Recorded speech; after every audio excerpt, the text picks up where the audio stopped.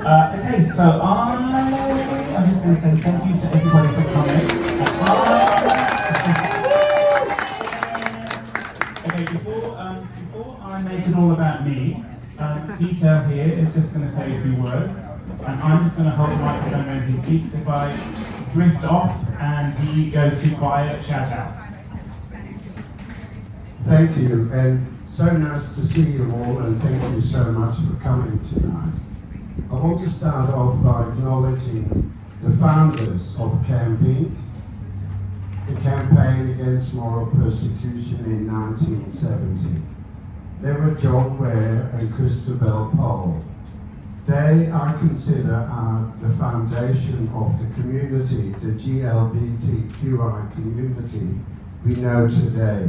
So, and next year is the 50th anniversary of the founding of that extraordinary, although very small, organization. Now here we go.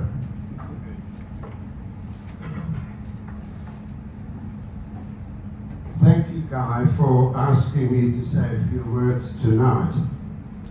It's very special to be part of your Signs of a Struggle book launch.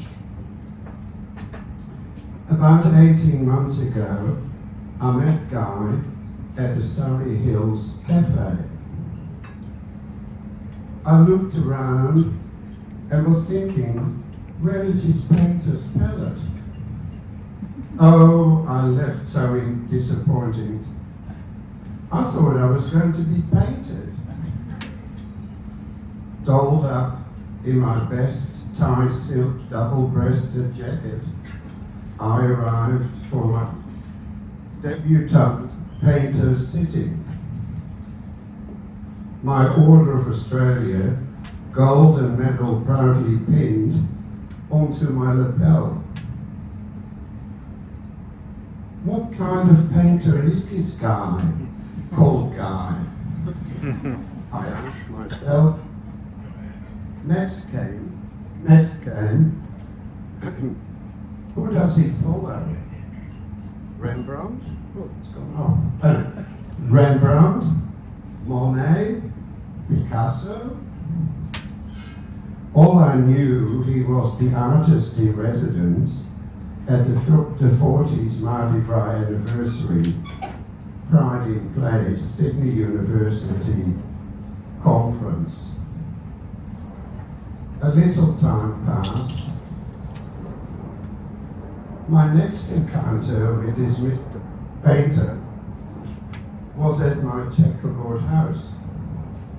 He arrived without his painter's palette, nor an easel, just a grubby tote bag of paints and pencils. I wondered if my entrance into the portrait world would happen that day. While attentively working, I plied him with stories of my many activist years.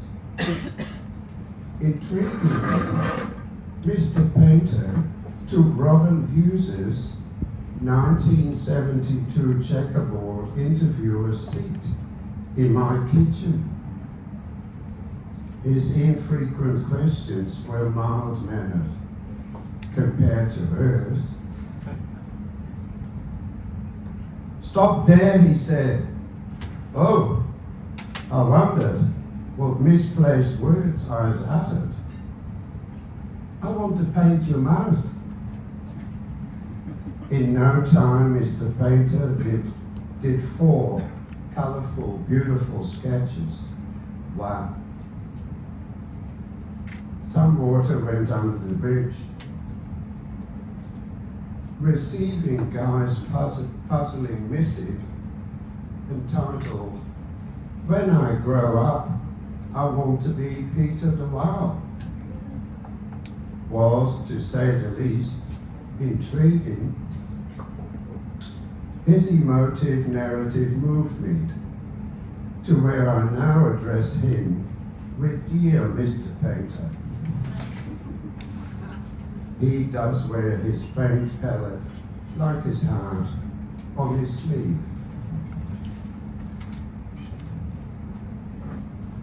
I treasure and admire Mr. Painter's activism, which goes something like, action speaks louder than words. Recently, he gave 10 days for free to create a Bondi Pavilion exhibition for our often forgotten community allies to raise money. Tonight, he's raising money again for his 3 favorite charities. There's a strong affinity for me with 2010, one of Guy's favorite charities. In 1973, its predecessor, Phone a Friend, started in my front room. That's now 47 years ago.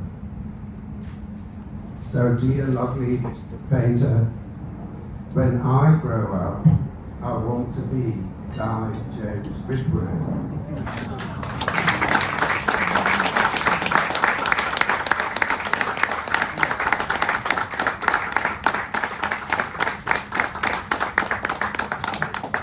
You know what, as gorgeous as you are, you really can't spell, can you? Sorry, I shan't embarrass you any further. Thank you, that's really sweet, thank you so much. Okay, so I've got my little speech just here. Oops. But it shouldn't take long, this will probably only take about 3 hours to read. So, I'm just going to wiggle a little bit.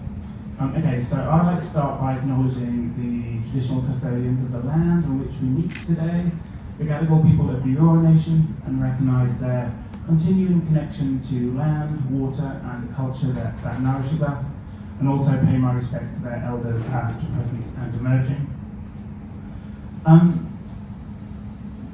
There's just so much more structure in your speech than mine, because mine is basically just a list of thank yous, but I'm going to go through it anyway. Thank you all for coming out this evening. Today, when it was storming, I honestly had such a nervous breakdown when I was with Miriam today at work, and I was just going, what the fuck, what's going to happen? But thank you all for coming out and braving the kind of storm, I don't know, whatever it is. And thank you to the people who basically keep coming out to support me, and I'm really aware that I have many projects that I keep asking you all to support me for. There is an elephant in the room. I am the elephant in the room, I will admit it. It's I just keep asking you to come out for different things, and I could lie and I could say that there will not be another event in a few months' time that you will get a passive-aggressive, brightly coloured invite to on Facebook. You're going, please support me, oh my god, you've got to support me, oh, please come on. But thank you all for doing that, it's really cool. And thank you to everybody who has bought a raffle ticket tonight. I have got the raffle ticket somewhere, I don't know where it's gone to, but somewhere. And we are going to draw, yeah, there we go, and we are going to draw the raffle tickets in just a moment. Like, this lovely assistant teacher is going to draw the raffle tickets in just a moment. And so the money from the raffle was split up between 3 charities, ACON, 2010 and the 7080s Legacy Fund, and these are 3 charities that do really amazing work, and I think, like lots of people in the room today, I might not even be here if it was not for those 3 charities or charities like those charities who really do put a lot of help back into the community with individuals and just all of us at some time. So this is just a little bit of me taking something off you to give to them, so thank you all for that. And there are 2 prizes in tonight's raffle. One is a voucher, is a golden ticket. Can you unfold that for me? No, can you unfold it? They told me because I printed on it. It made me jump the printer at work, but don't tell anybody about it. So yeah, this is the golden ticket. Just here, this gets you basically a voucher of a sketched portrait by me. So not of me, but of whoever reads it. Which, just so you all know, Roger's been telling everyone tonight that's the booby prize. That's not the booby prize. Thank you very kindly. And then that's the second prize. The first prize is the painting of Stella, of the fabulous Stella, which is hanging up in there. But actually, everyone sort of came this way, so nobody really saw that. And again, Roger, thank you. Roger's been telling everyone you can trade the painting on the way out to a meat tray, but you can't. Okay, we can't do that. That's fake news. If we still say fake news, I don't have to say that anymore. Anyway. And then thank you to everybody who helped with, in one way or another, with the book, Signs of a Struggle. Although it's got my name on the cover.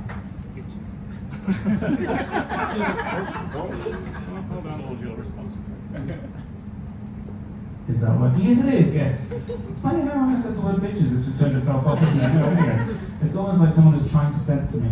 But yeah, so although it's my name on the cover, it very much is a huge group effort. And I just really want to thank the people for sitting for me, the people agreeing to be written about, and those that read the early versions of what I wrote and then really gave quite painfully honest feedback of what they thought. So that was vicious and kind, but needed, so that was good. And I just want to say also thank you to the community that I am lucky enough to call home. You never cease to amaze or inspire me, and I would be nothing but a sour old queen sitting at home sketching little still lives if it wasn't for all you fabulous people here. So thank you. Thank you to everybody who helps, supports, encourages, models, makes suggestions, shares their amazing story with me. Thank you so much. And thank you also to Gordon, who is the fabulous editor of the book. He's the best editor in the world. If anybody reads the book, they will agree with that. But he can't be here because he's in Melbourne. And to Clouds of Magellin for actually publishing the book. And my final thank you to Felicity, Maggie, Sapphire, Mai, and Wanda for roaming along you all this evening and selling raffle tickets, which we are now just about to draw. Okay, so, and I was hoping to be able to tell you how much money we'd raise for charity, but that didn't happen because people wandered off and had drinks. But that's fine, it's fine.